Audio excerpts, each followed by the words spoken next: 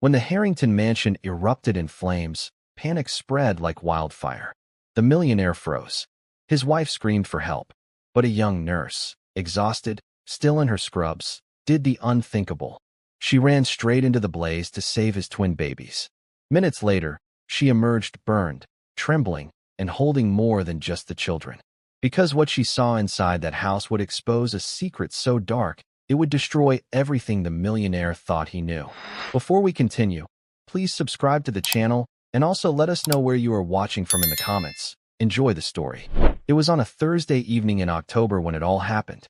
Elena had just finished a 12-hour shift at St. Mary's Hospital, her scrubs wrinkled and her hair tied loosely in a bun. She was exhausted but decided to make a quick stop at the Harrington mansion, a favor for a friend who'd asked her to drop off some medical documents for one of the guests. She thought it would take no more than 5 minutes. Little did she know, she was about to become the center of a strange and unforgettable event that would change her life forever. She never saw it coming. It was exactly 8 p.m. when she arrived. The night sky above Charleston was heavy with clouds, the kind that threatened rain but held back just long enough to keep the city shimmering in humid anticipation. The Harrington estate stood like a palace on the hill, its windows glowing gold, its fountain dancing beneath soft music drifting into the night air.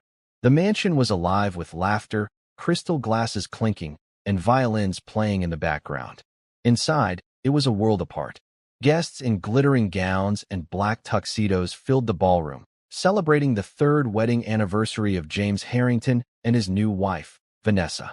Every detail sparkled, the marble floors polished to mirror perfection, chandeliers swaying gently above, and waiters gliding through the crowd with trays of champagne. It was elegance painted in light and laughter. Elena, standing near the doorway, felt completely out of place in her light blue hospital scrubs. She smiled politely at the guards, clutching the envelope she had come to deliver. James was the perfect image of wealth and composure, a man whose fortune had built the mansion itself. He stood near the grand piano, his brown hair flecked with silver, his expression relaxed but distant, as though he were entertaining ghosts instead of guests.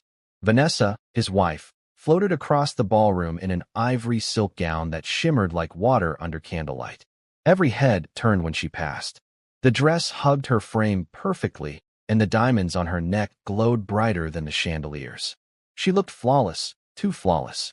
As Elena stepped forward, one of the servers nodded toward the staircase. "You can leave it upstairs in the study," he whispered, barely audible above the orchestra.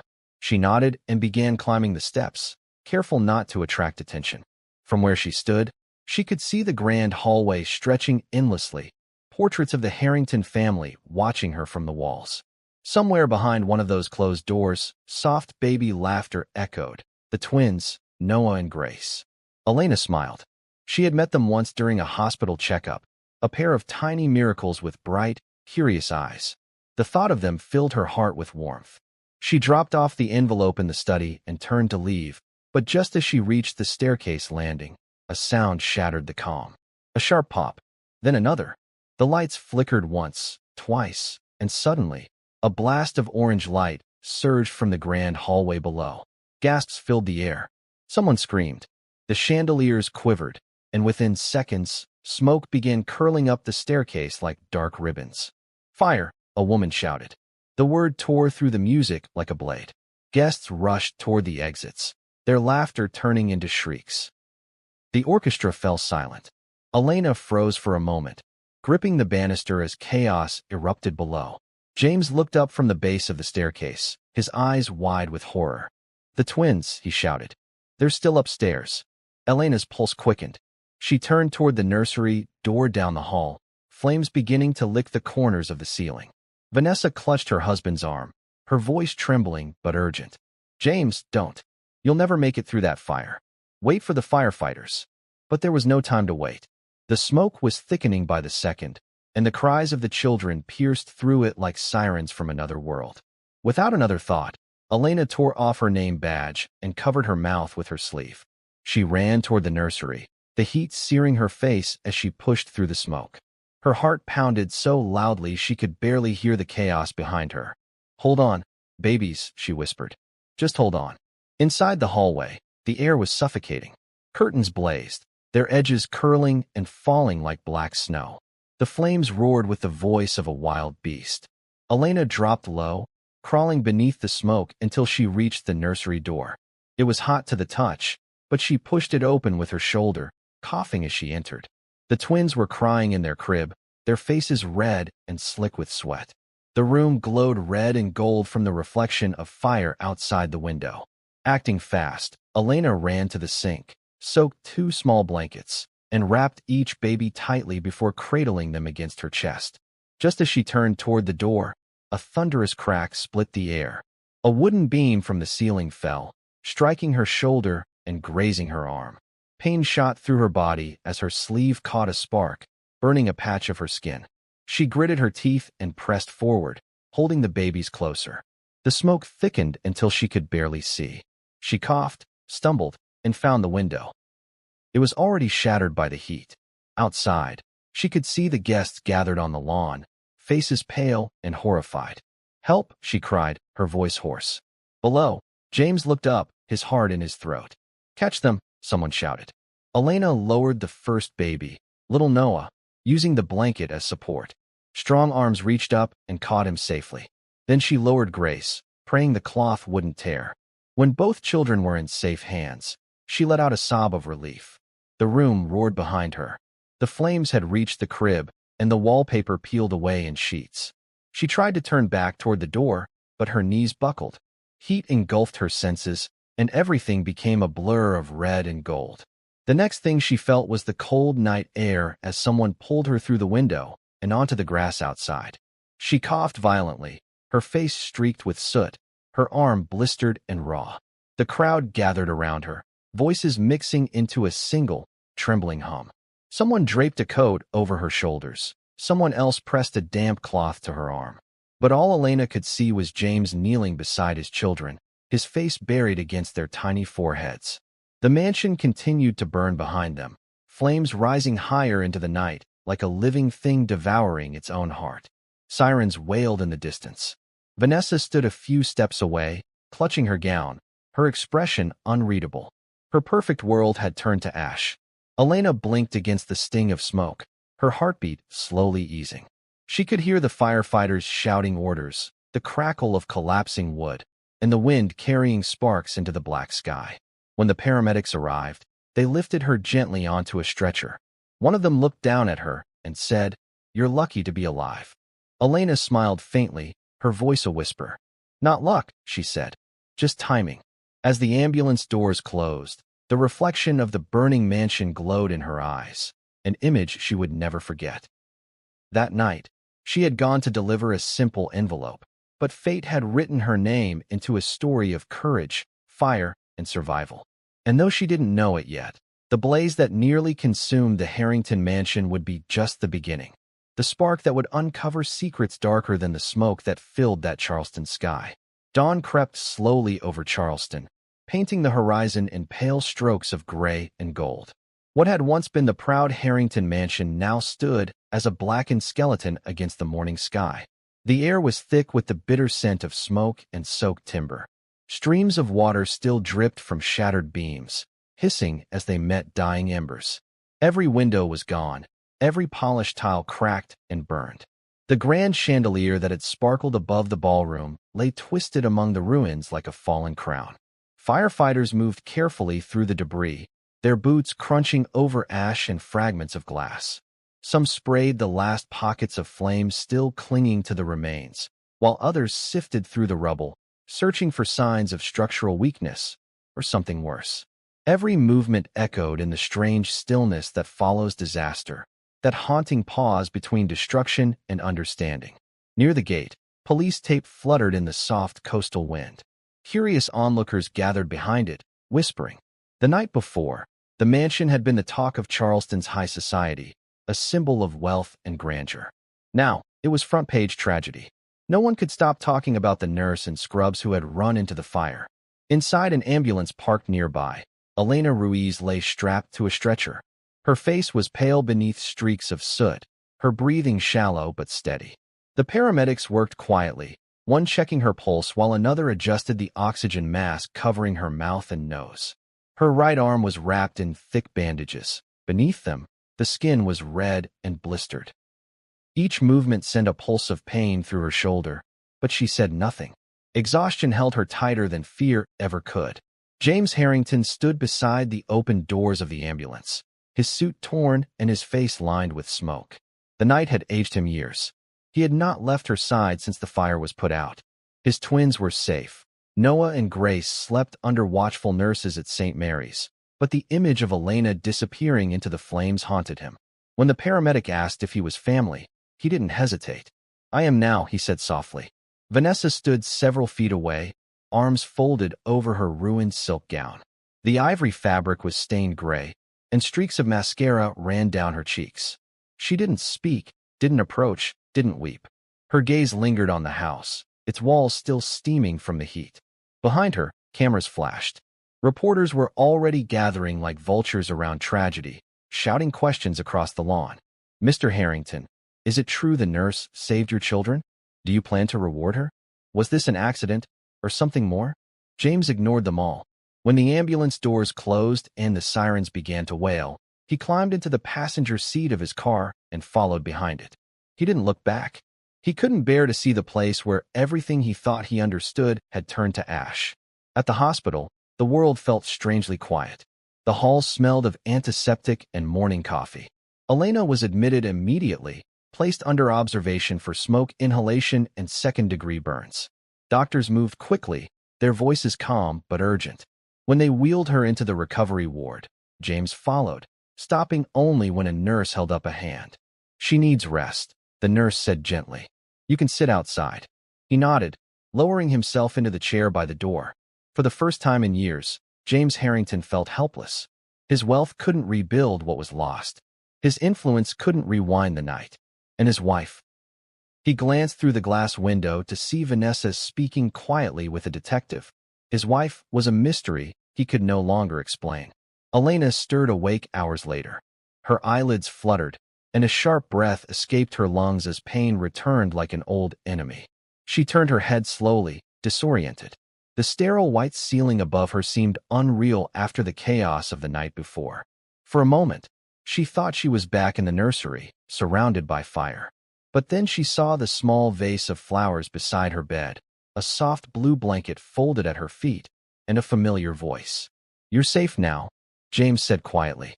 She turned to find him sitting in the chair beside her, his face shadowed by exhaustion. His eyes met hers, filled with a gratitude he couldn't put into words.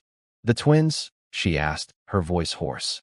"They're fine," he said, a small smile tugging at the corner of his mouth. "Because of you."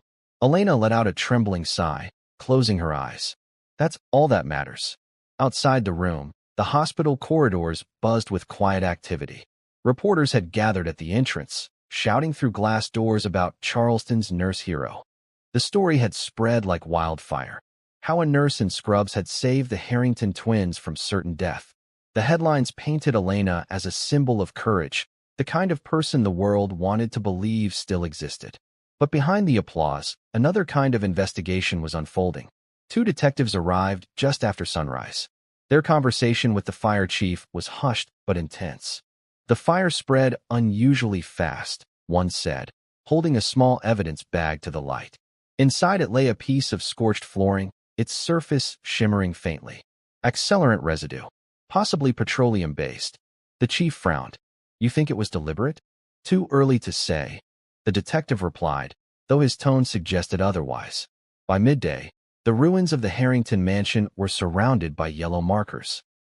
Investigators photographed the remains, focusing on the hallway near the grand staircase where the flames had first erupted. There, glistening beneath the soot, they found thin, oily streaks tracing a path from the back door toward the ballroom. It wasn't natural. It wasn't accidental. Someone had laid it there. When James was told, he sat motionless for a long time. "Accelerant," he repeated, his voice almost a whisper. The word hung in the air like smoke that refused to clear. "Yes, sir," the detective said. "We're running tests to confirm. But it looks intentional." He didn't answer. He turned to the window of Elena's hospital room. She was asleep again, her chest rising and falling in steady rhythm. Guilt tightened around his heart. He had invited all those people.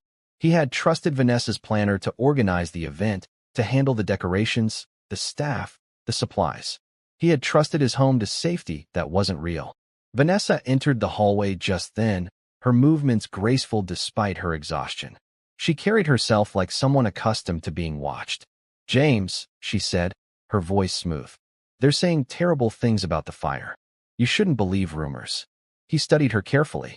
Her tone was calm, but her eyes, cold, distant, calculating, told another story. "Rumors," he repeated. "Is that what we call evidence now?" For a moment, something flickered across her face. Fear, perhaps, or defiance. But it was gone as quickly as it came. "We've lost everything," she said. "Can't we just focus on rebuilding?" He didn't reply. His silence was heavier than any accusation. In the courtyard below, sunlight began breaking through the clouds, touching the hospital's glass walls. The reporters outside were relentless. "Hero nurse awakens," one headline read. "Mansion fire mystery deepens," another announced. The world was fascinated by courage and scandal in equal measure. Elena woke again later that evening to find James still sitting beside her. He hadn't eaten. He hadn't slept. His hand rested on the rail of her bed, his eyes unfocused. "You should go home," she whispered. He shook his head. "There's no home to go to." The quiet between them was filled with unspoken things: gratitude, guilt, admiration, and something deeper neither dared name. For the first time, he saw her not just as the woman who had saved his children, but as the strength he himself had lost long ago.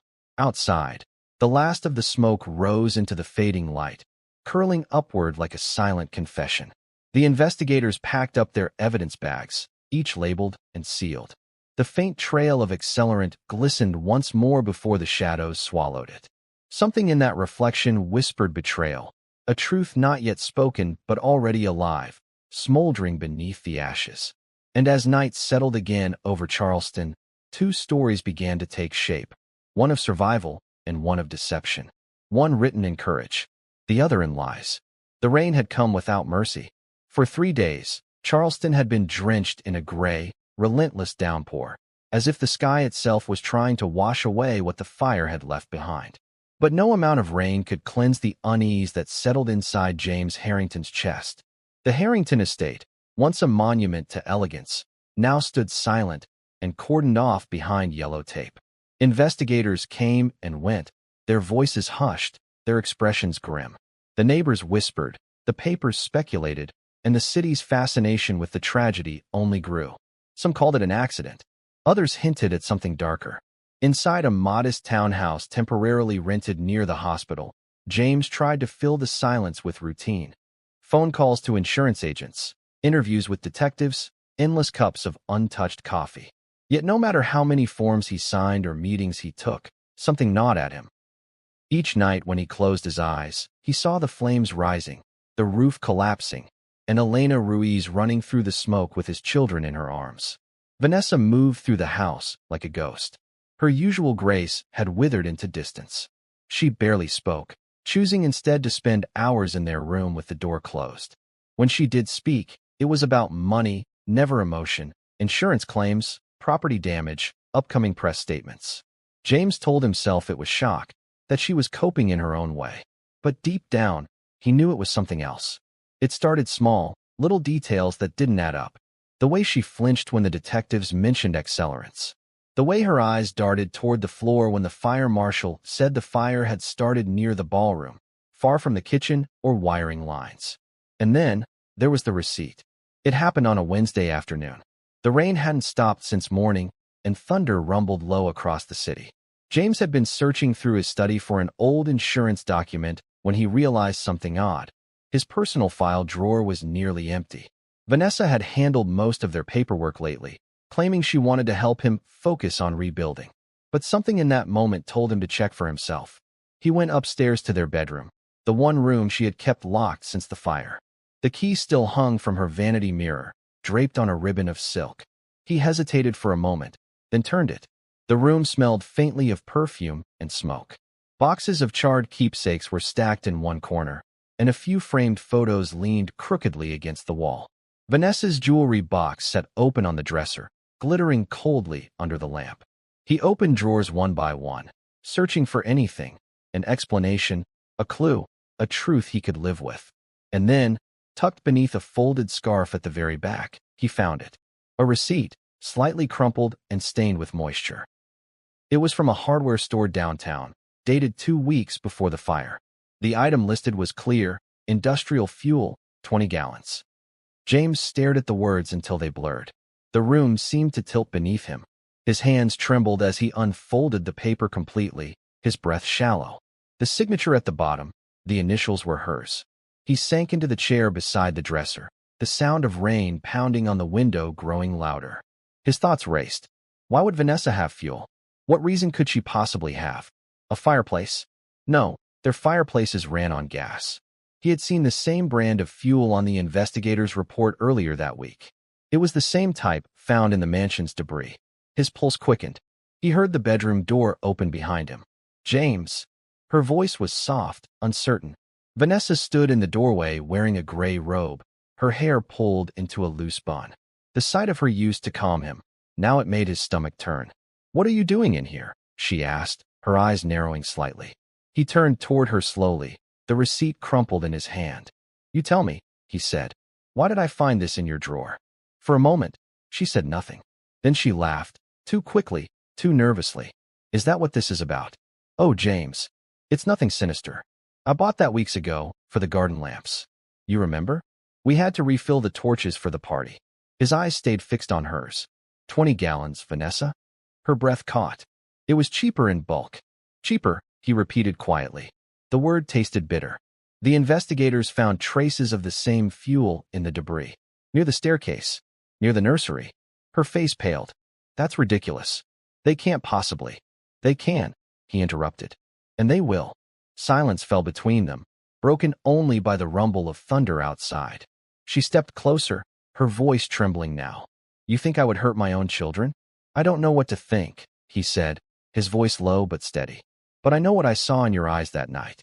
You didn't run toward them, Vanessa. You stood there and told me to wait. You told me to wait while our children burned." Her hands shook. "I was scared. So was Elena," he said sharply. "But she didn't stand there and watch." The words hit her like a slap. She turned away, pressing a hand to her mouth. Her shoulders trembled, but no tears came. "You don't understand," she whispered. "It wasn't supposed to happen that way." The room felt utterly still. James's heart pounded in his chest. "What do you mean, it wasn't supposed to happen that way?" She didn't answer. Instead, she crossed to the window, her back to him. "The business was failing," she said quietly. "The investors were pulling out. The debts," her voice cracked. "I thought if we lost the house in an accident, the insurance would cover it. We could start over. You'd never have to know. I just wanted to fix everything." James stared at her, the reality crashing over him like cold water. "You set that fire," he whispered. "You nearly killed them." Tears finally broke free, streaking down her face. "I didn't mean for anyone to be hurt. I thought everyone would be downstairs. I didn't know the twins were still sleeping." "James, please, you have to believe me." He took a step back, shaking his head. "Believe you?" His voice was hollow now. "You burned our home to the ground. You risked our children's lives for money." Her sobs echoed through the room. "I did it for us." "No," he said quietly. "You did it for yourself." A flash of lightning illuminated the room, followed by a crash of thunder so loud it rattled the glass. The storm outside mirrored the one inside him. Wild, relentless, uncontainable.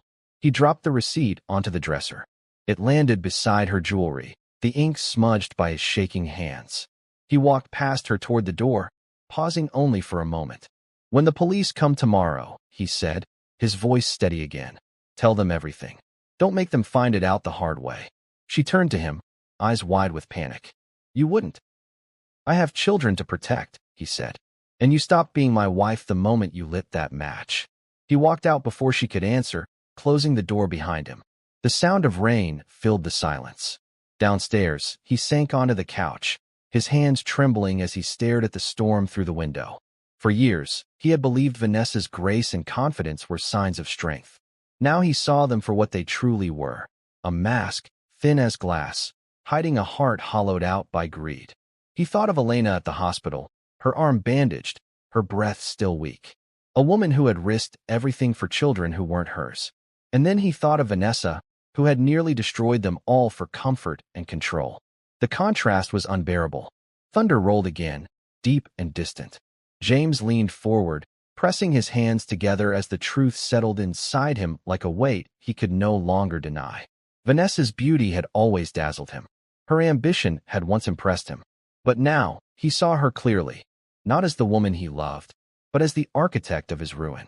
That night, as rain lashed against the windows and lightning tore through the Charleston sky, James Harrington finally accepted the truth he had never wanted to see. The fire had not been an accident.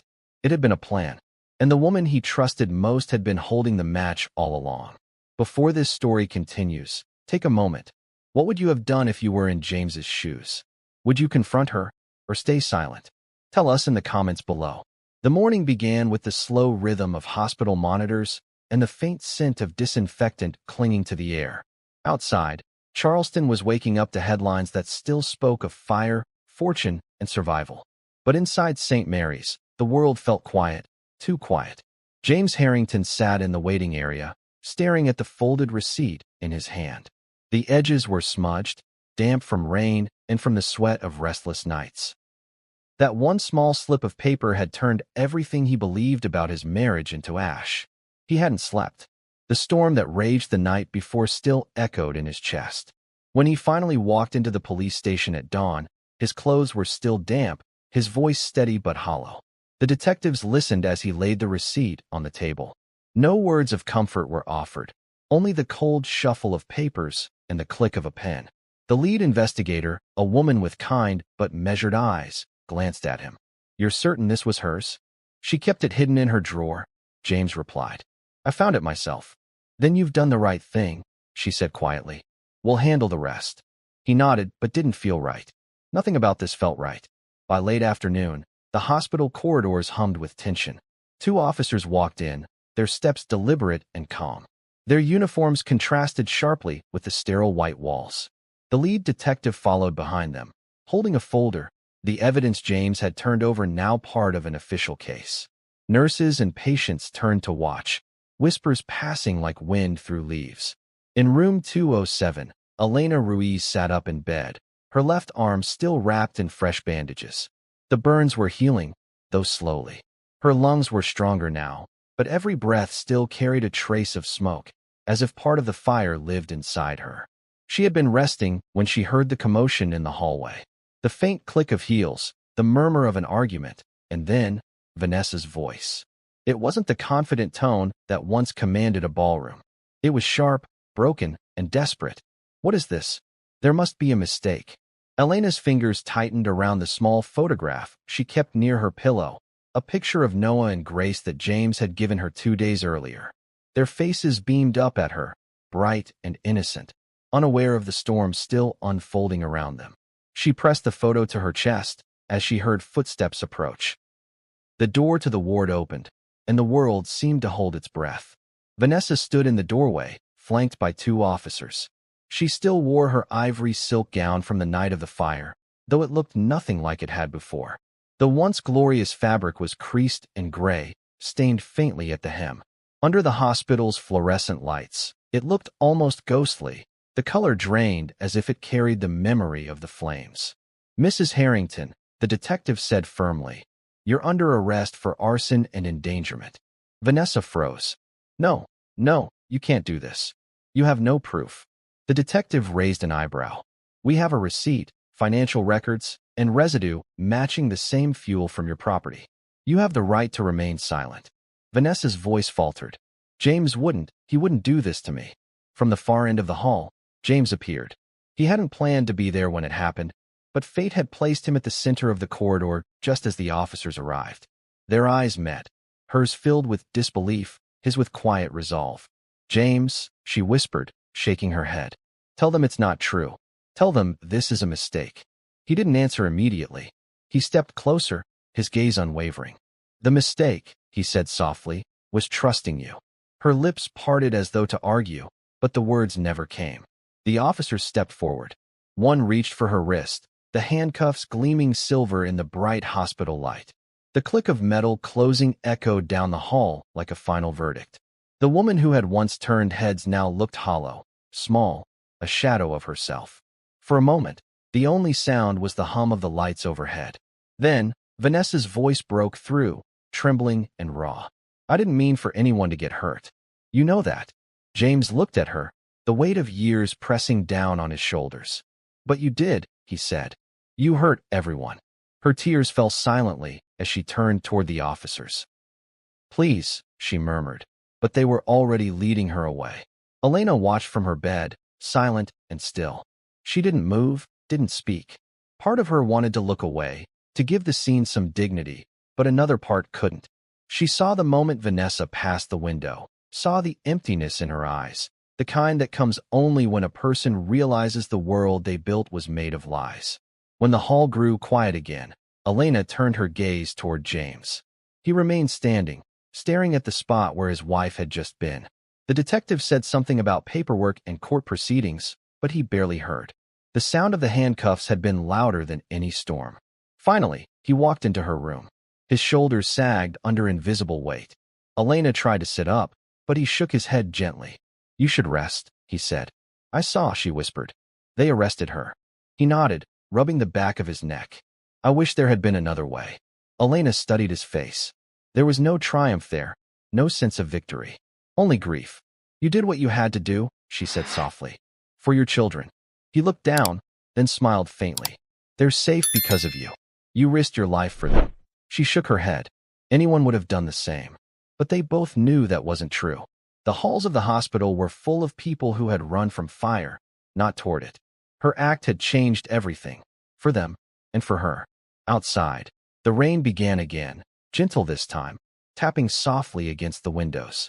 The city below buzzed with news vans and headlines. Socialite arrested in mansion fire scandal.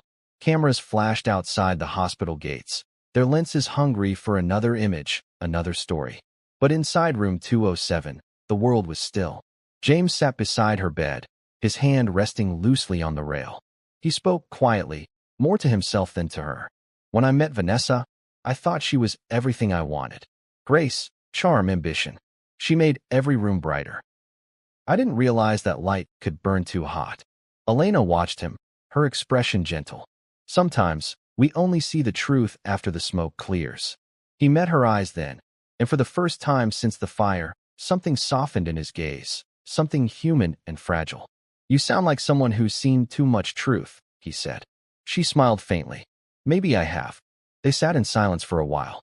Somewhere down the hall, a child laughed. Nurses moved about with quiet efficiency. The world kept turning, even as theirs had stopped. Later that evening, James walked to the hospital's small chapel. The room was dim, lit by candles flickering near the altar. He sank onto a wooden pew, the smell of wax and old wood grounding him. He thought of the mansion, of the laughter that once filled its rooms, of the fire that had taken it, and of the woman who had saved everything that mattered. He closed his eyes. He saw the twins' faces, peaceful in sleep. He saw Vanessa's eyes when the cuffs closed. And then he saw Elena, her hand trembling slightly as she held that photograph close to her chest. There was no undoing what had been done. But perhaps, somewhere in all this pain, there was still redemption. When he returned to her room, she was asleep. The photo of the twins rested on her lap, her bandaged arm rising and falling with each slow breath. He reached out, gently placing the blanket higher around her shoulders. "Thank you," he whispered, though she could not hear him. He turned toward the window, where the city lights blurred through the raindrops. The mansion was gone. The life he had known was gone. But his children were alive. And the woman who had given them that chance, the nurse who had risked everything, was still here. James took a deep breath, the heaviness in his chest beginning to lift, if only slightly. The weight of betrayal was still there, sharp and unrelenting. But beneath it, something new had begun to take root, something like peace. Before we continue, take a moment. What would you have done if you were Elena? Would you have risked your life for children who weren't your own? Share your thoughts in the comments below and tell us where you believe courage begins. The weeks after the fire unfolded slowly, like the careful unwrapping of a wound that refused to close. For days, the story dominated Charleston's front pages, headlines in bold black letters, photographs of a smoldering mansion, and the smiling face of the woman the press called the angel in scrubs. Everyone wanted to meet her, to hear her voice, to know what kind of courage drives a person into the heart of a burning house. But Elena Ruiz didn't care for interviews or cameras. She preferred quiet. After all, her body still bore the scars of that night, the tender skin on her arm, the faint ache in her lungs, the way sudden heat made her flinch. By the third week, her doctors insisted she take short walks to rebuild her strength. She chose the hospital garden. It wasn't large, just a patch of trimmed grass surrounded by jasmine vines and hydrangea bushes, but it was peaceful. The morning sun warmed the benches, and a small fountain murmured beside the walkway. Birds perched on the railing, chirping as if nothing in the world had ever burned. On one of those mornings, as she traced the garden's path, she saw James Harrington for the first time since Vanessa's arrest. He was pushing a double stroller, his sleeves rolled up, his eyes shadowed but softer than before. When he spotted her, he smiled. A real one this time, not the practiced expression of a man hosting a gala or greeting investors. "Elena," he said, his voice low but warm. "You're up early." "I've been told fresh air is good medicine," she replied. "The doctors want me walking. I'm trying to follow orders for once." He chuckled, stopping beside her. The twins slept soundly inside the stroller, their tiny fists curled near their faces. Their cheeks were full now, their breathing steady. The sight of them made something inside her unclench. For weeks, she had replayed the rescue in her mind. What she might have done differently. How close it had all come to ending in tragedy. But seeing them alive, peaceful and untouched by the memory of fire, was all the reassurance she needed. "They've been asking for you," James said, lowering his voice as if sharing a secret. "Well, mostly babbling your name in their own way. You've become quite the celebrity in this family." Elena smiled faintly. "They should forget that night. I'd rather they grow up without fear." He nodded. "They will. Because of you." They walked together along the path, silence stretching comfortably between them. The garden smelled faintly of rain and disinfectant. Somewhere, a nurse called out for a patient in the distance. The world had returned to its rhythm, but for the two of them, time seemed to move differently, slower, quieter, more fragile. Everywhere Elena went, people recognized her now. Strangers offered flowers or tried to take photos. Some asked questions she couldn't answer. "Were you scared? Did you think you'd make it out alive?" She always said the same thing. There wasn't time to think. But the truth was, she had thought. She had felt the heat closing in, the wood cracking beneath her feet, the terror crawling up her throat. She had thought of her mother, who had raised her alone and taught her that kindness was the only thing worth risking everything for. She had thought of the twins crying in the dark, and she had known, without reason or hesitation, that she couldn't leave them behind. James broke the silence first. "The press keeps calling," he said. "They want you to do interviews. To tell our story." "Our story?" she asked with a small, teasing smile. "You saved my family," he said simply. "That makes it our story." She shook her head. "You don't owe me that. Just promise me one thing. Keep the twins away from the noise. They deserve peace." "I promise," he said, and he meant it. They stopped near the fountain, where the sunlight turned the water to glass. Elena sat on the bench, careful of her healing arm.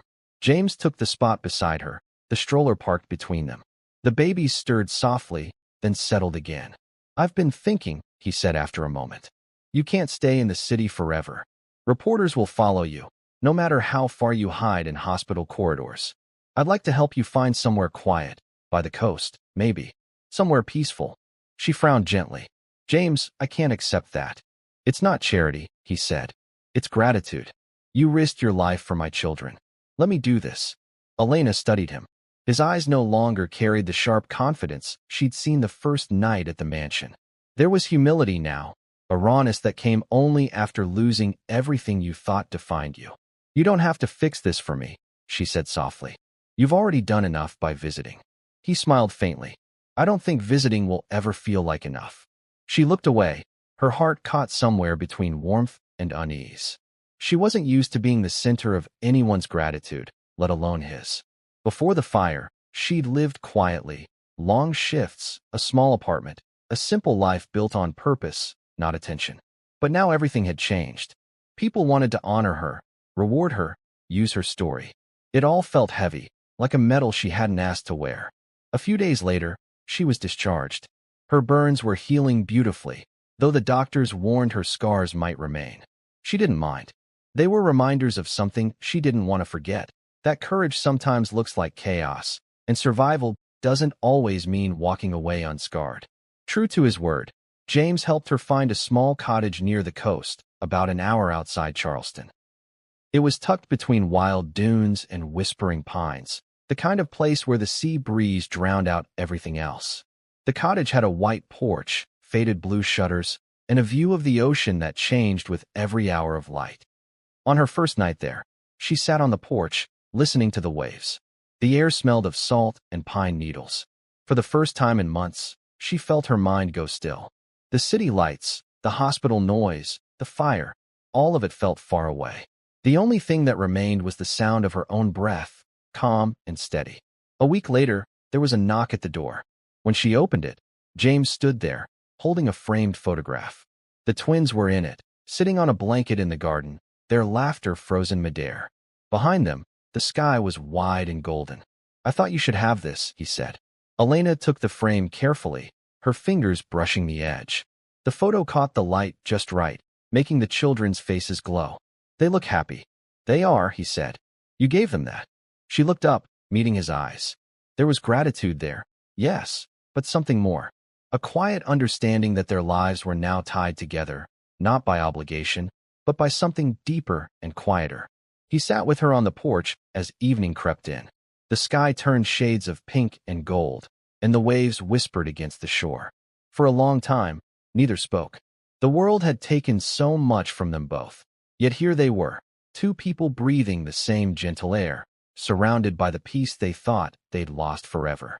Finally, James broke the silence. "I used to believe goodness was something you had to earn," he said. "That it came with wealth, or reputation, or legacy. But you showed me it's simpler than that. It's choosing to care when you don't have to." Elena looked out at the horizon, her eyes soft. "Goodness isn't rare," she said. "It just gets quieter when the world gets loud." He nodded. "Then maybe that's what we both needed. A little quiet." The sun dipped lower, casting their shadows long across the porch. In the stroller beside them, Noah and Grace slept again, their tiny breaths rising and falling like tides. When James finally stood to leave, he hesitated by the gate. "You'll come visit?" she asked. He smiled. "You might get tired of seeing me." "Not yet," she said, smiling back. He laughed softly, the sound carried off by the wind. As his car disappeared down the road, Elena stayed on the porch, the photograph resting in her lap. The air was cool and gentle, brushing against her bandaged arm like a promise. For the first time since that terrible night, she wasn't haunted by the flames. The fire had taken her peace, her certainty, but it had also given her something she didn't expect: purpose, connection, and the courage to stay, even when life burned everything down. As the stars emerged one by one above the dark water, Elena whispered to herself, "Maybe that's what healing really is, not forgetting, but finding beauty after the smoke clears." And somewhere in the distance, the waves answered, carrying the last of the past away. The winter sun was soft that morning, spilling across the newly rebuilt Harrington estate like a quiet benediction.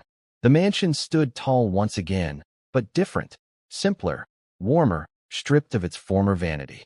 The white marble walls gleamed under the Charleston light, but this time they carried no echoes of grandeur, only the quiet hum of life returning. Months had passed since the fire, months of rebuilding brick by brick, heart by heart. The old foundation had been cleared of ash, the walls reinforced, the roof framed with care. But James Harrington knew that no architect could truly restore what had been lost in that blaze. The house might have risen from its ruins, but it was not the same. Neither was he. He walked through the front hall that morning, the scent of new paint blending with faint traces of cedar and sunlight. Where once chandeliers had sparkled above polished marble, now soft lanterns glowed with gentle light. The place no longer felt like a display of power, but a home, a real one. Laughter rang out from the nursery, bright and pure. Noah and Grace were chasing bubbles across the rug, their giggles filling every corner. Their nurse clapped her hands in delight as they toddled past, their energy boundless. The sound washed over James like a healing balm. Once, these halls had echoed with music and murmured secrets. Now, They resonated with something far greater: innocence, forgiveness, and new beginnings. In his study, sunlight pooled across his desk. There, beside family photographs and half-read letters, sat a single object out of place: a small, blackened piece of wood. Its edges were rough, scorched by fire, yet it remained solid. James reached for it often, sometimes in thought, sometimes without realizing it. It was all that remained from the original staircase, the same one that had once carried smoke and flames toward his children's room. He had kept it not out of grief, but as a vow, a reminder of the line between what had burned away and what had endured. When he held it, he remembered everything: the screams, the fear, the courage that had saved them.